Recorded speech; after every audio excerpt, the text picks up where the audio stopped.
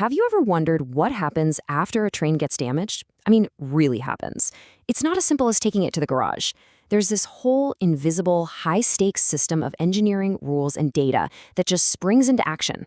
Today, we're going to pull back the curtain on that system. Okay, let's start with a number. 60 miles per hour. Feels pretty normal in a car on the highway, right? But what if that's the speed of impact? Because that is exactly what happened. A Southeastern Class 375 train slammed into a stationary van at full speed. And that sets up a pretty dramatic question. So, what do you think happens? Your mind probably goes straight to catastrophic failure, total devastation. But what actually happened is way more interesting. And honestly, it reveals a hidden world of just incredible engineering. To really get what happened, we have to look at the anatomy of the crash itself, through the eyes of the engineers who picked it all apart. All right, let's dive into this table because this is wild. The front of the train took a massive hit, over 2,000 kilonewtons of force. But look, its design limit is 3,000, so it was well within its limits. Now get this, the couplers, the things connecting the cars, they hit their exact design limit, 1,600 kilonewtons. That means they absorbed and spread out the energy absolutely perfectly. And the jolt everyone felt? Just over 3 Gs, well below the 5G safety limit. The train performed exactly, and I mean exactly, as it was designed to. So how is that even possible? Well, the secret isn't just about having super strong steel. It's about having a comprehensive rule book, a whole system that governs every single thing that happens to these trains, from who owns them to who fixes them. Think of it like a very, very high-stakes rental agreement. You've got the Roscoes, who own these multi-million-dollar trains. Then you have the TOCs, the operators who run them every day. When something goes wrong, the TOC reports it, and a specialized maintainer steps in to assess and repair it. It's this carefully balanced ecosystem where everyone knows exactly what their job is. And this brings up the million-dollar question. Who pays for all this? Well, the framework is super clear. Fair wear and tear. Stuff like faded paint or worn-out seats, that's on the owner, the Roscoe. But operational damage from accidents or vandalism or a 60-mile-per-hour collision, that falls squarely on the operator. This clear line is what makes the whole system actually work. And when an incident happens, boom, the clock starts ticking. In those first 4 hours, there's a strict protocol. The operator secures the scene, snaps photos, and logs everything into a central system. That instantly pings the owner and the maintainer, and the owner can give the green light for emergency work right away. It's a rapid, coordinated dance designed for absolute safety and efficiency. Now, what's really fascinating is how this system handles totally different kinds of damage, because not all damage is created equal. A big, spectacular crash is one thing, but what about the damage you can't even see? Let's look at another number, -57%. What in the world could that be? That was the loss of structural strength in a train's aluminum frame after a fire that lasted less than 10 minutes. The heat basically cooked the metal, making it dangerously soft, even though the visible damage wasn't nearly as dramatic as a head-on collision.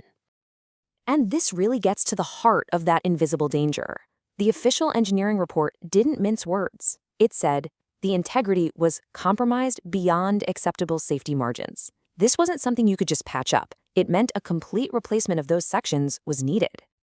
Okay, so we've gone from a huge crash and an intense fire to something that seems, trivial. A little puncture in the side of the train. You might think, just patch it up, call it a day. But in the world of railway engineering, even the tiniest flaw is a huge deal. And to get why, we need to talk about something called fatigue strengths. See, a train car flexes and vibrates millions and millions of times over its life. A tiny crack, maybe from a puncture or a bad weld, can slowly grow with every single one of those vibrations until one day the whole structure fails catastrophically. So for that tiny little puncture, engineers had to prove that the stress on the new weld would never go above 121.3 megapascals, a super specific pressure limit. This took complex analysis just to make sure the repair wouldn't create a new weak spot that could fail, 20 years from now. It just shows the incredible level of detail we're talking about here.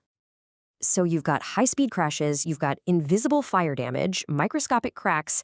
With all this complexity and all these different people involved, how on earth do you manage the tidal wave of information?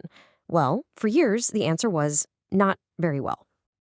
The old way was just a mess. We're talking paper forms, endless phone calls, scattered emails. It meant huge delays, information getting lost, and nobody having a single clear picture of what was going on. It was inefficient, and frankly, it just added unnecessary risk. But now, digital platforms are a total game changer. Inspectors are using apps to capture geotagged photos in real time.